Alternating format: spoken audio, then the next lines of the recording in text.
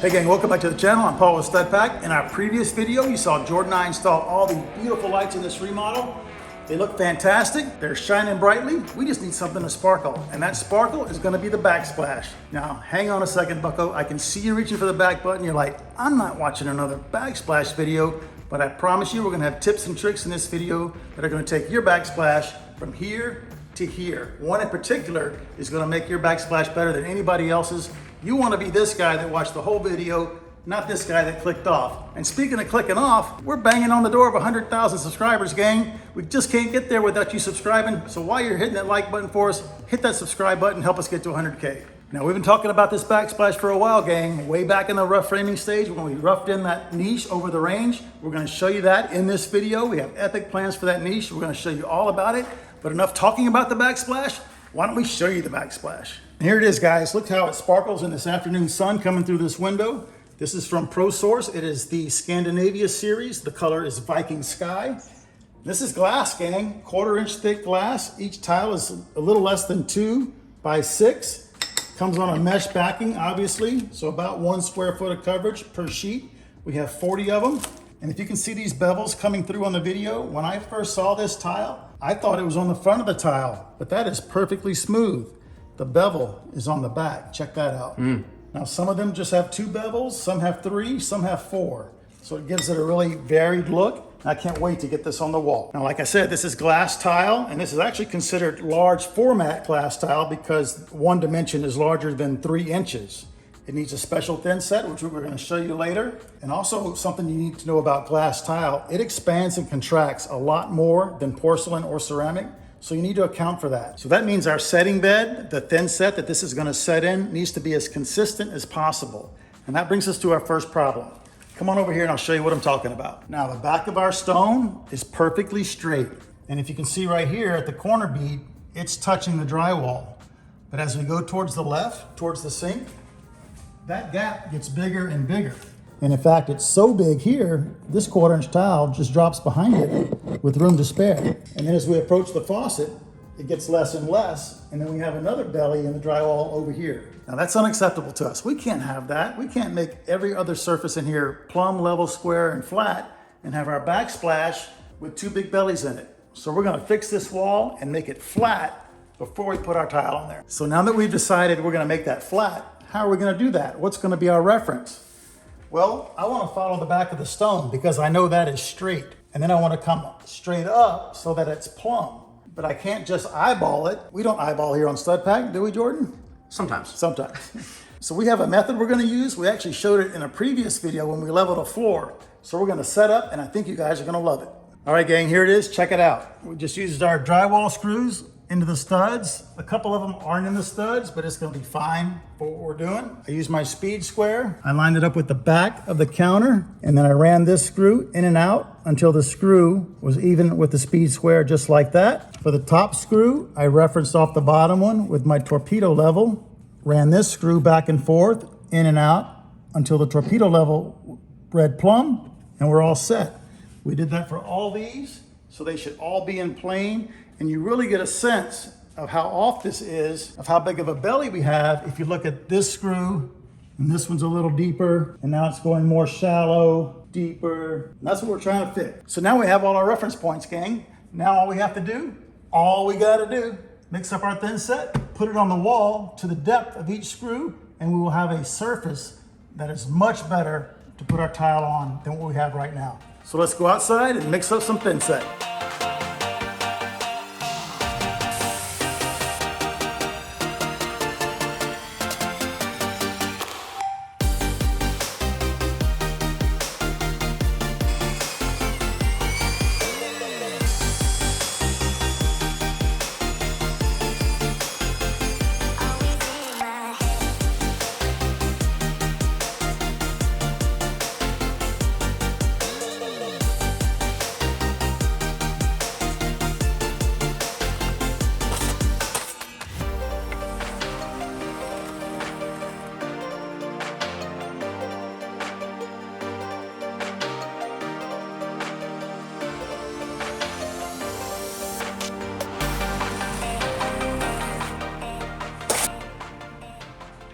Alrighty guys, that came out fantastic. You saw in the video how we were putting it on the wall. Just use the notch trowel, anything to get it on the wall. Use the flat side of it to get it smooth. We found that it was pulling, so we got a drywall knife, a 6-inch taping knife, got it wet, and that did a great job. Let me put this straight edge against here, you can check out the results. Now that is a lot flatter than it was when we started, wouldn't you say? Absolutely. So that is ready for tile. We're gonna let that dry. Now we are putting backsplash tile there and over on this wall where the range is, but those are perfectly flat because hey, stud pack frame them with a laser, right? Of course. So they're good.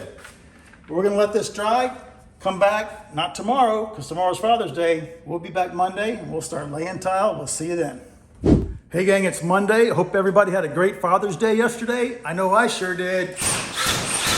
Loving these things. Finally upgraded to a Milwaukee M18. Can't wait to use them. But hey, we're tiling today, so not too many opportunities to drill holes, but we're gonna look for every opportunity we can to use those things. This is dry, it's nice and flat, so let's head outside and show you how we're gonna cut this 1/4 inch thick glass tile. All right guys, it's a beautiful afternoon, perfect day to be cutting tile. We got our wet saw set up over here, but I don't know if we're gonna be using it too much today, and we're gonna show you why, so check this out.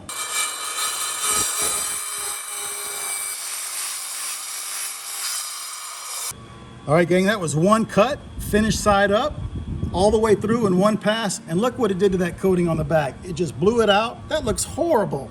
We don't want anything to do with that. It's going in the trash. All right, second method. Alrighty gang, on our second attempt here, I've got the tile with the finished side down and the coating up, and our blade is set to half depth, so we're gonna make 2 passes instead of 1. Let's see how that one looks.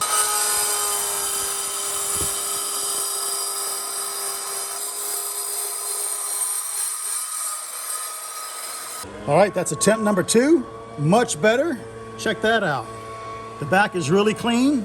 The front, there's a few minor chips, but the sides are a little bit hazy. I think we can do better than that. Let's do attempt number 3.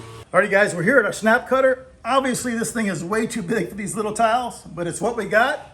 But watch this and see what a good job this does. Check this out, gang. Woo, look at that edge. Isn't that nice? Crystal clear, you can see right through it. That's gonna be our method for cutting this glass tile. So let's show you why we had to use our little speed square right here. So we found that when we put the tile right here over this piece of rubber that's on our bar, it rocked too much. So we just repositioned the tile where it was over solid aluminum. And the other thing we were fighting was this bevel. The tile wants to roll like this. So we needed all the support we can. But I think we got it dialed in. I'm pretty happy with that. I mean, I can see through it. Yep. I can see the Lowe's bucket through the tile. That's what we wanted. So I think we're ready to mix up some thin set, dude. You ready? Let's do it. All right, let's go.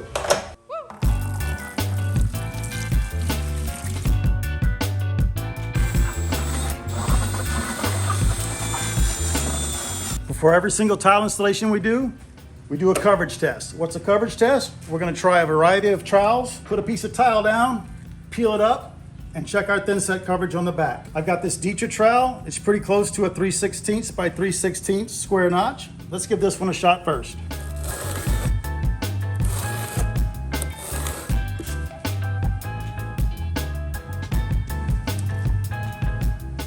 I think that's it, bud. Okay. Let's roll with that one. Let's lay some tile.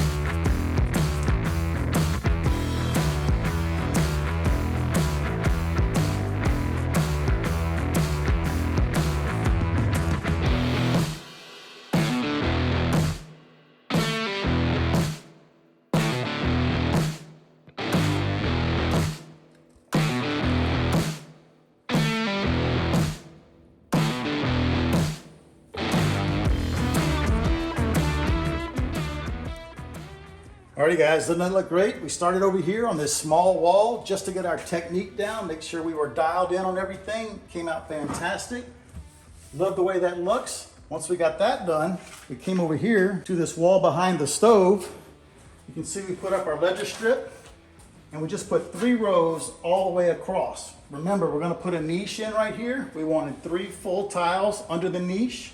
So we're gonna let this dry overnight. When we come back tomorrow, we can make a cut here and start building our niche. Now, speaking about the niche, it's also gonna get the same tile, but we decided to have a little bit of poetic license. Okay. Is that what we're gonna call it? We thought we might just continue the same pattern behind it, but the niche should stand out. So come around the corner and we'll show you what we did. So remember, our tile came on this mesh backing. So we took about 4 sheets and we just peeled it all off, just like that.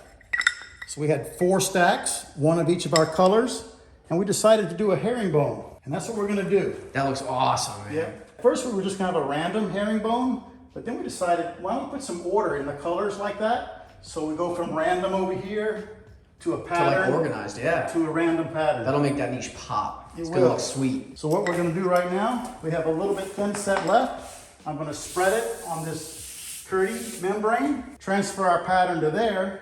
Then tomorrow, all we have to do is cut out 1 big section and stick it in the back of the niche. Right, and we also have these cardboard pieces, these white cardboard pieces with our level. That's our cut line, basically, right? Right, those are our cut lines. So we made it oversized, and then we put all these cut lines around it, and we decided that we were gonna cut on the corners and make everything look nice and sharp. So that way it's not starting and ending at some weird diagonal. Right, and we don't have little pieces to fill in here. Right, we won't have any triangles to fill in. Right. Because we can make that niche, we realized when we were building this, we can make the niche whatever size we want. Right. So we might as well just make that look nice and then frame the niche. To fit this. Exactly, instead of the other way around. Right, so that's Yeah. what we're gonna do. And this is about 18 by 24, perfect size. Yep.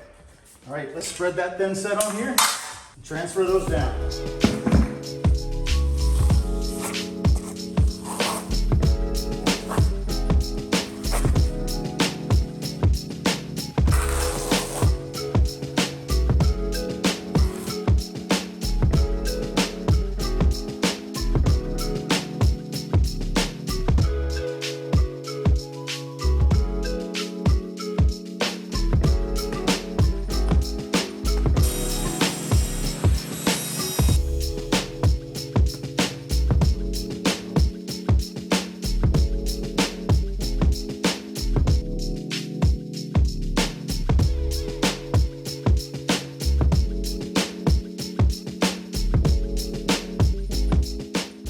Yeah, we're gonna try the snap cutter.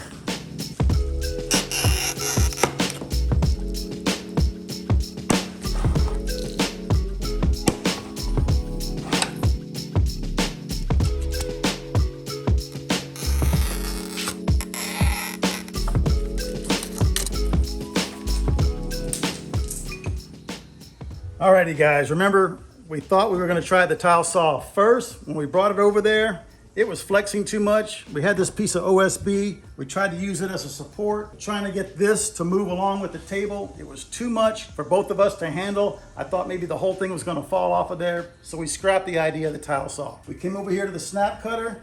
We still had to use this to support this, but it worked out all right. We put this block underneath there, so it was all flush right here. As we went around the corners and went around the edges, I got a little more comfortable. I think my final edge was probably the best cut I did. We had 4 little pieces come off. It was kind of interesting. The blue ones, we had a failure between the thin set and the Curdy right here. And on these more clear ones, we had a failure between the tile and the thin set. It never really bonded, just on those 2 little ones. So we're gonna reattach those. The cutter worked really well. And I think they make a special class cutter. And look guys, we're not professional tile cutters. We do our own tile work, probably 3 or 4 projects a year. May not have all the right tools, but we do a pretty good job, I feel like. So if you have any tips and tricks on how we can do better with something like this, if you're a tile pro, get down in the comments below and let us know. We'd super appreciate that. And speaking of tips and tricks, we actually have one for you. So let's go inside and we're gonna show you what it's all about. All right, gang, here's the problem that we all run into if we've ever done our own tile work in a kitchen or a bathroom, and then you go to install the cover plate on your ground fault. So you do a super job installing your tile tight to your junction box so you don't have any gaps and you don't have to use a big jumbo cover plate, right? And then you go to install the cover plate on your ground fault or your decor style receptacles, and then these screws hit the tile and they jack the plate off of the device and you have a big gap right here. So now what do? Now you go get a chisel or a grinder and you try to chip away or grind away enough of a spot so that screw has clearance behind your device. It's a real pain. So what we do, we cut these wooden blocks. It's just 1/2 inch plywood, and they are 2 3/8 wide, 4 inches tall. And then these 2 holes are the same 2 holes in your mounting box right here. We screw it on there. We just use some drywall screws. It won't mess up the plastic. You'll still be able to use your number 6 screws later. We put that on there. We tile right to this. After that, we take this off, and there's plenty of room for those screws. It works great. So we've got all of them on in this kitchen except for this last one. Let's put it on, and then we're ready for some tile.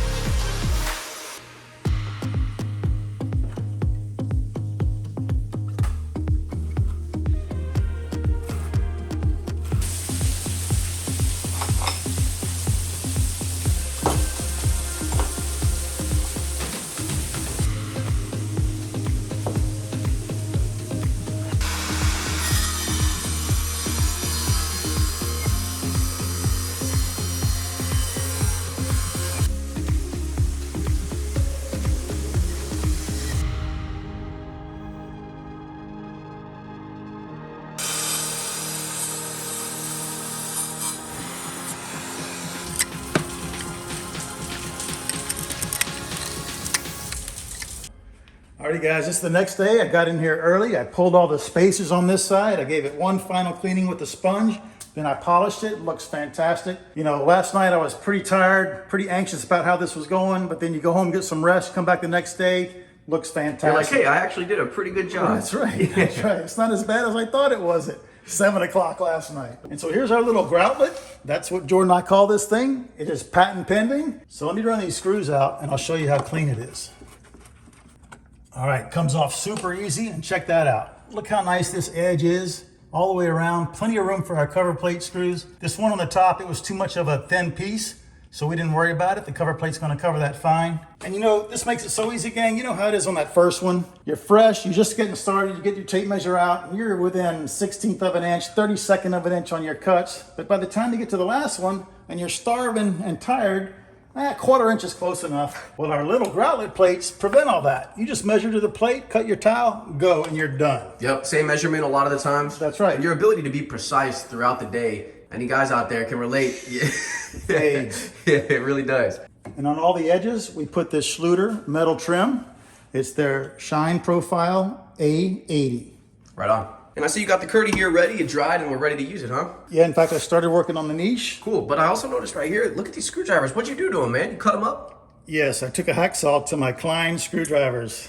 So they come with a painted on cross and a painted on slot for the Phillips and the slotted screwdriver, but I wore those off a long time ago. I was always grabbing the wrong one in my bag, so I just took my hacksaw, put a cross on the Phillips, one line on the slotted. That'll probably save me an hour a day. That's all you need. That's right. So let me catch you up to speed on the niche. The niche width is determined by the width of the herringbone that you already saw us do yesterday. Obviously that's my width. We made it that wide so that we don't have any small pieces on the sides. And this width is just a little more so we can put it right in the back. I wanted 3 full tile underneath with no notches. So our little shelf's gonna go here. We're gonna be 8 full tile wide with full tile across the top. So this whole piece is gonna get glued in the back. Here's my sides. You can see how they work. I just ripped them on a table saw. It's a friction fit right now, but we're gonna glue them in. But I needed to get these in because I need to know the size of the piece of stone for my bottom shelf. I don't even think that we've told them that we're using a piece of stone. Probably not. We were gonna use tile, but we had some stone left over. So we're gonna take that leftover stone to our stone yard. It's actually not that far away, and have them rip it and polish the front edge. This herringbone looks taller than the niche though. What's up with that? It is taller than the niche. Good catch. So I wasn't sure how tall the niche was gonna be. Turns out 8 full tile works well for this. So I'm actually gonna take this whole sheet, tuck it up here, then set it to the back of this drywall. I'm just gonna let it run long. Then I'm gonna cut another piece of this to go between the tile and the drywall here, and we can tile all the way around, and it's gonna be fine. Cool. I'd rather do that than cut this again. I don't wanna cut any more glass tile. But we can't do anything else until we have that stone piece. So let's head to the stone yard and see if they'll cut it for us.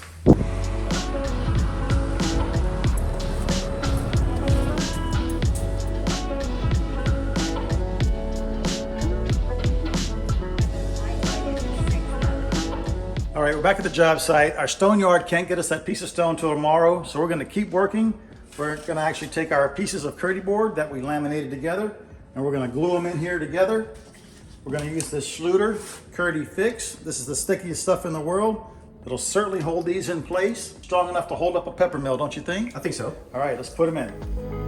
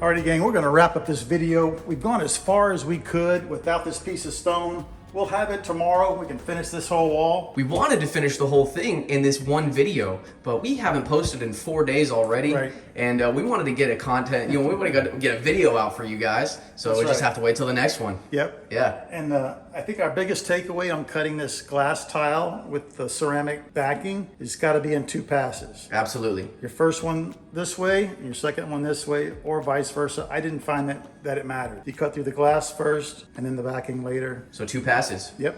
And also I will say that this is the first tile job that we've done where you were mainly cutting, I mean today at least, you were mainly cutting and I was mainly setting. And it was the first time that I felt actually super confident in my setting abilities. Like, when we were up in Washington and I was setting, it was super stressful and I was doing a pretty good job by our standards. But I'm really happy with this. Yeah, this came out great. Yeah. And like you were getting more comfortable with setting it, I was more comfortable cutting it today. Because I'm usually cutting. Yep. Yeah, and I'm confident in cutting. And it's good to switch up, I think, sometimes. 100%. And just like we had to make 2 passes on this glass tile through the tile saw, you may have to make 2 passes on that like button when you smash it for us. A light tap and then really pound that thing for us. Jordan and I would super appreciate that. Leave us a comment, ask a question, and please subscribe if you haven't already. That would mean the world to us, and we will see you on the next one.